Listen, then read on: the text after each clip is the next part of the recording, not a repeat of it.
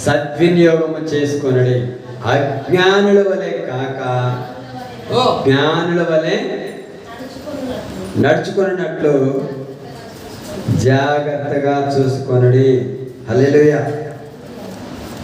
అపోస్తుడైన పౌలు గారు ఎఫెసీ సంఘానికి ఒక లేఖ రాస్తున్నాడు.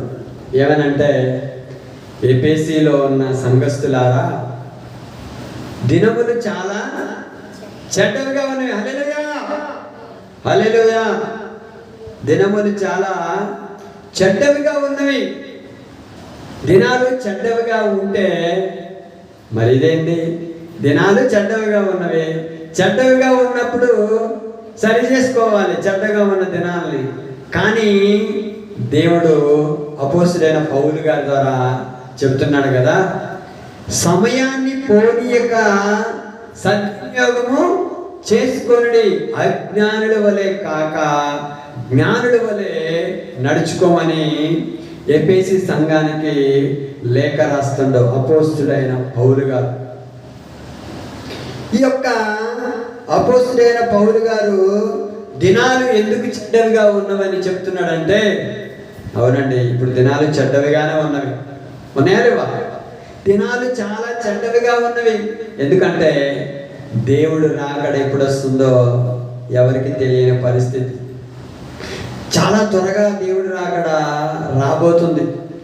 ఆయన రాకడలో వచ్చే సందర్భంలో సమయంలో అనేకమైన అల్లరితో కూడిన ఆటపాటలు,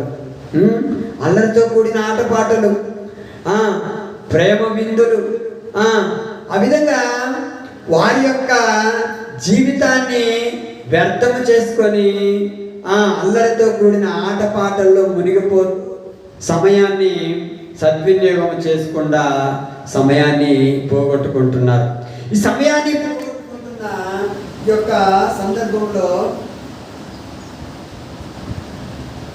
అపోస్తుడైన పౌలు గారు లేఖ రాస్తూ అజ్ఞానుల వలె కాక జ్ఞానుల వలె ఉండమంటున్నాడు.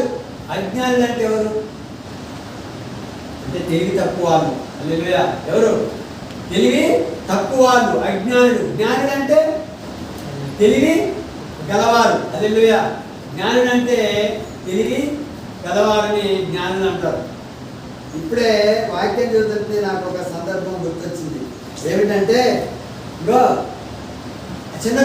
చిన్నప్పుడు పుస్తకంలో సుమతి, కాలమతి, మందమతి అనే 3 చేపలు ఉండేవాళ్ళు.